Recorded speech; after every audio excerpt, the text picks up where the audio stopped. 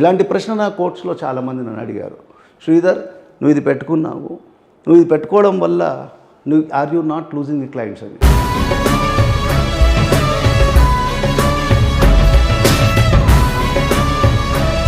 కానీ అంటే నామం పెట్టుకున్నప్పుడు క్లయింట్లు పోతారు. ఇప్పుడు మీరు అన్నారు ముస్లిం క్లయింట్స్ రారు, కానీ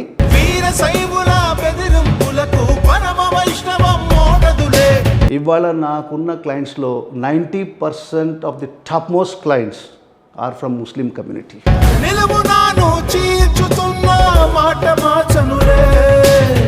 and they respect me and they have value on me. They say మేమెంత నమాజ్గా ఘాటా పెట్టుకున్నామో సార్, మీరు అంతే ఈక్వల్గా నామం పెట్టుకున్నారు. దేవుని మాత్రం కంటే దేహం కనరాదు. కాబట్టి మీరే మాకు అడ్వకేట్ ఉండాలని మా మొత్తం టాప్ మోస్ట్, నేను చెప్పను నా personal cases I need not discuss, but వాళ్ళకి నా మీద ఉన్న అభిమానం అది. అండ్ ధర్మం అంటారా, ధర్మం మనం ఎప్పుడైతే రక్షిస్తామో, ధర్మాయ అని అర్థం. రామో విగ్రహాన్ ధర్మ అంటుంది రామాయణం. అంటే రాముడు అనేవాడు నిరువెత్తు స్వరూపం ధర్మానికి.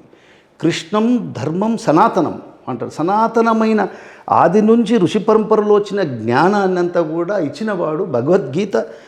అంటే గీతని మనకి బోధించి సర్వ ఉపనిషత్తుల సారాన్ని మనకి ఇచ్చినవాడు శ్రీకృష్ణ పరమాత్మ.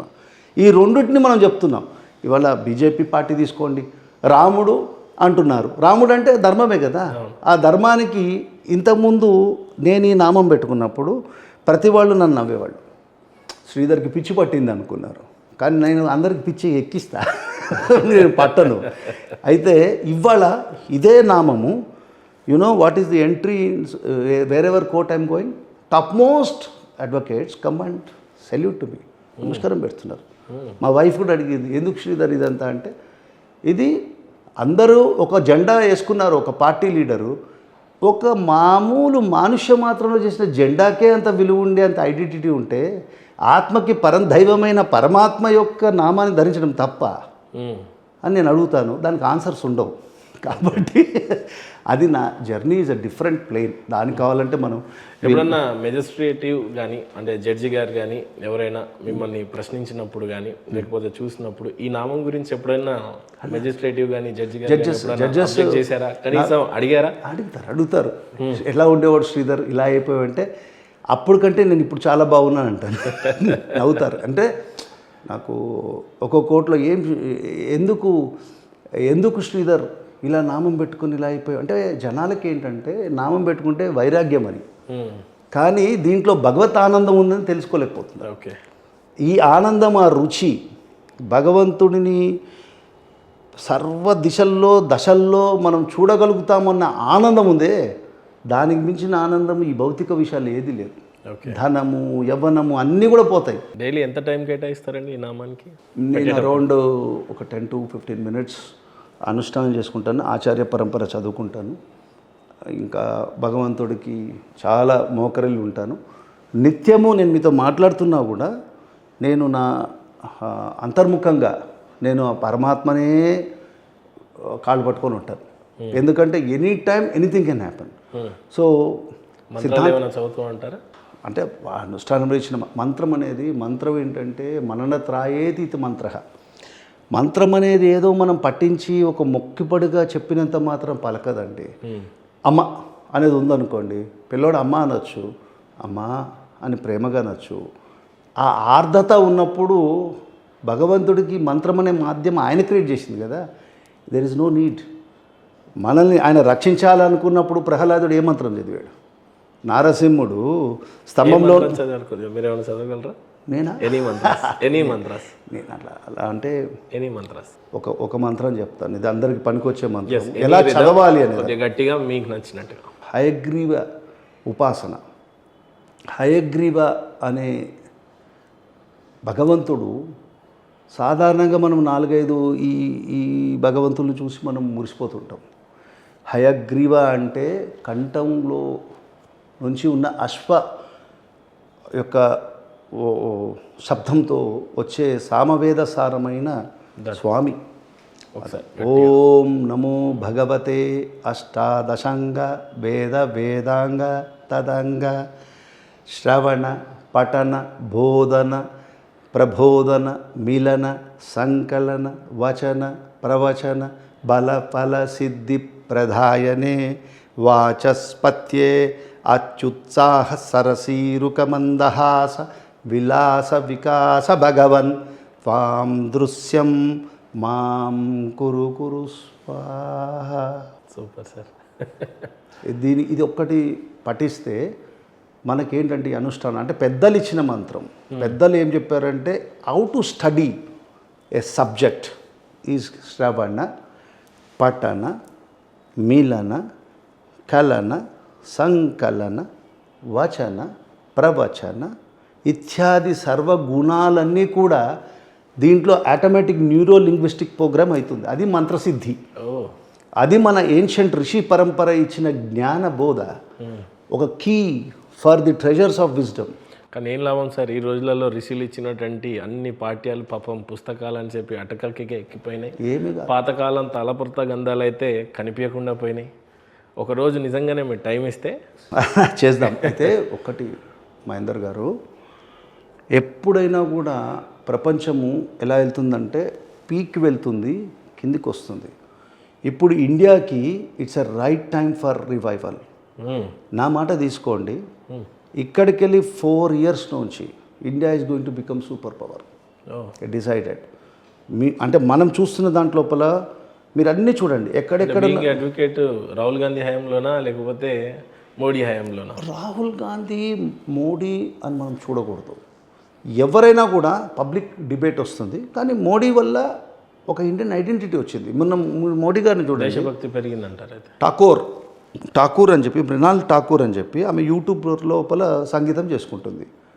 మోడీ గారికి ఏం పని అంటే ఆమెను పిలిచి అవార్డు ఇచ్చారు. ఆ టచ్ ఎక్కడుంది? ఒక లీడర్కి ఆ టచ్ ఎక్కడుంది?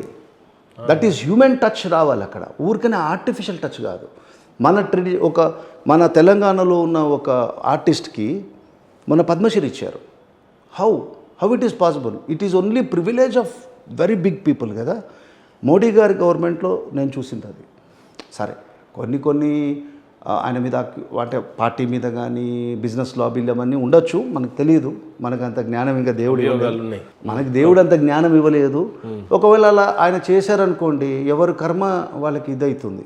అంటే ఒక ప్రజా నమ్మకాన్ని somebody misuses it's not good. అది చెయ్యరు అని అనుకుంటున్నాం. ఇంతవరకు బాగానే ఉందనుకుంటున్నాం.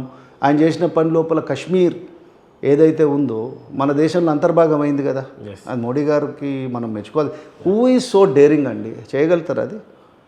నెక్స్ట్ రాముడు, రైట్ ఆర్ రాంగ్, రాముడు నవ్వుకుంటా చిన్న రాముడు లాగా ఏదో ఉన్న అంటే వైదిక పరమైన క్రతువులు ఇంకా జరగట్లేదు, కానీ అట్లీస్ట్ అక్కడ రాముడు విగ్రహం అయితే వచ్చేసింది కదా, రామ జన్మభూమి స్థాపితమైంది కదా. ఇప్పుడు కృష్ణుడు యొక్క మథుర ఇందాక చెప్పాను నేను, రామో విగ్రహం ధర్మ కృష్ణుడు, రామకృష్ణులు ఇద్దరే ఈ 2 మానుష అవతారాల్లో మన హైందవ సంస్కృతి అంతా ఉంది. కుడి కన్ను మహాభారతం, ఎడమ కన్ను రామాయణం అయితే ఈ రెండింటిని కనెక్ట్ చేసే శ్వాస భాగవతం. ఈ 3టికి మూలము దేశ సంస్కృతి. దాన్ని వదిలేసి వాడెవడో ఇంగ్లీష్లో మాట్లాడాడు, వీడెవడో ఫ్రాన్స్లో మాట్లాడాడని మన మూలాలను వదులుకోవడం చాలా తప్పు. కాబట్టి ధర్మం మారుతున్న పరిణామంలో ఇప్పుడున్న పరిస్థితుల్లో మనం ఇలా అన్నాం అనుకోండి, అడ్వకేట్ అయ్యి నేను పాలిటిక్స్ తీసుకున్నాను, అడ్వకేట్లే పాలిటిక్స్ గురించి మాట్లాడాలి. No other person has got right to speak on politics because they deal with constitution every day. Constitution and లాస్తో డీల్ చేసేది advocates, not ordinary politicians. Constitution spelling దేని పాలిటిషియన్స్ 100 మందిని చూపిస్తాను నేను. మేము ఇట్లా చేసినాం, మేము అట్లా చేసాం, తప్పు అది. అడ్వకేట్సే ఫ్రీడమ్ తెచ్చారు ఈ దేశానికి, అడ్వకేట్సే పాలిటిక్స్ మాట్లాడాలి, అడ్వకేట్సే రిలీజన్ గురించి మాట్లాడాలి, అడ్వకేటే స్పిరిచువాలిటీ గురించి మాట్లాడాలి. అడ్వకేటే మన రామ మందిరం గురించి కొట్లాడి తీసుకొని వచ్చారు కదా. కేశవానంద భారతి కేసులో ఆ రోజు నాని పాల్కి వాళ్ళు అడ్డుపడపోయింటే వాళ్ళ రాజ్యాంగం ఉండేదా? కాబట్టి అడ్వకేట్స్ని మనం ఏదో చూసేసి అడ్వకేట్ వద్దన్న, డెఫినెట్లీ నెక్స్ట్ టైం దీని మీద ఒక టాపిక్ అయితే మీరు ఎప్పుడన్నా పిలవండి, నేను వస్తా. ఎందుకంటే ఇండియాలో చాలా పెద్ద ఈరోజు ఇండియా ఇలా ఉంది అని అంటే కాన్స్టిట్యూషన్ రావడానికి గల కారణాలు అయితే ఖచ్చితంగా అడ్వకేట్స్ గురించి వాళ్ళ గొప్పతనం గురించి డెఫినెట్గా మీరు మనం గొప్పతనం వచ్చింది. Everybody sir, everybody in the scheme of cosmos, ప్రతి వాడి పాత్ర ఉంది. ఒకరు పెద్ద ఒకరు చిన్న కాదు, ఎవ్రీబడి హ్యాస్ అ రోల్.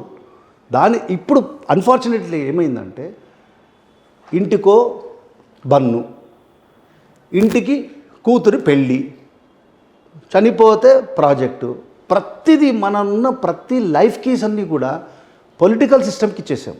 పొలిటీషియన్సే మన శ్వాసను కూడా కంట్రోల్ చేసే స్టేజ్కి వచ్చారు, విచ్ ఇస్ నాట్ కరెక్ట్. అది డెమోక్రసీ కాదు. పొలిటిక్స్ అంటే ఇట్ ఈస్ ప్రజల యొక్క వాయిస్. ప్రజల వాయిస్ నువ్వు డబ్బిచ్చి కొనుక్కొని నువ్వు లీడర్ కాలేవు, నువ్వు కావు. ఇవన్నీ కూడా తమాషాలు నడుస్తాయి, కొన్ని రోజులు నడుస్తుంది, ఇట్లా ఇరుక్కుంటారు. కాబట్టి ఇది బంద్ అయిపోవాలి. ఇది బంద్ అయ్యే రోజులు తొందరలోనే, టేక్ మై వర్డ్ చెప్తున్నా. ఇంకొక 4 ఏళ్ల లోపల India will be revived and there will be change in the attitude. First చిన్నపిల్లల కాడి నుంచి ఇంట్లో తల్లిదండ్రులు రామాయణం, మహాభారతం, భాగవతం పిల్లలకి చెప్పాలి. ఎందుకు సార్ వాళ్ళకన్నీ గావులు ఇట్లాంటి పిచ్చి పిచ్చి వీడియోలు పిల్లలకి ఇస్తున్నారు? 2 years పిల్లలకి ఏం సంబంధం? యాక్సెస్. నీ పెంపక లోపం వల్ల నీ దేశ భవిష్యత్తే నాశనం అయిపోతుంది. ఇంకా you have not realize from the history. ఒక చిన్న కంపెనీ పెట్టుకుంటాను వచ్చారు British East India company, Jahangir దగ్గరికి వెళ్ళి చిన్న ఆర్డర్ తీసుకొని దే డామినేటెడ్ ఫర్ 200 years. ఎంతమందితోని ఇలా మోసపోతారు? ఎంతమందితోని? Because you don't read your own history. నీ ట్రెజర్ ఏంటో నువ్వు తెలుసుకోవాలి కదా. ఈ గతి నీకు ఏంటి? యారగెన్స్. ఎవరిచ్చా నీకు ఈ యారగెన్స్? ఎక్కడికి వెళ్ళి తెచ్చుకుని ఈ హాఫ్ బేక్డ్ ఐడియాస్తోని what is that you are trying to do? Nation యొక్క భవితాన్ని దెబ్బ కొడతారా? వాళ్ళకి రేపు పొద్దున్న వచ్చే భావితరాన్ని నాశనం చేస్తారా? If that is the thing, okay అనుభవించండి. ఈ తరం అయిపోయింది, నెక్స్ట్ తరం ఇంకా మీకు ఏం కావాలో అది జరిగిపోతుంది. ఇప్పుడు మార్చుకోవాలి, ఇప్పుడు మార్చుకొని తీరాలి, అంతే. Youth has to change. Right sir, thank you so much for coming. Not only liquor scam గురించి అనేక ఇన్ఫర్మేషన్లు మీలో ఇంకా నిండి ఉన్నాయి. నాట్ ఈవెన్ 1% మేము ఈరోజు మీ నుండి తెలుసుకోలేకపోయాం. బట్ ఇంకా లోపల there are so many treasuries where it's hiding. డెఫినెట్గా ముందు మీరు మళ్ళీ రావాలి. అండ్ యాక్చువల్లీ మనం చేయాలనుకున్న ఇంటర్వ్యూ చాలా పెద్దది, సుదీర్ఘమైన ప్రయాణం కూడా ఉన్నది. ఈరోజు కవిత కేసు గురించి మీ సమయాన్ని ఇచ్చినందుకు, మా సిగ్నేచర్ స్టూడియోకి వచ్చినందుకు thank you so much for coming sir. Thank you.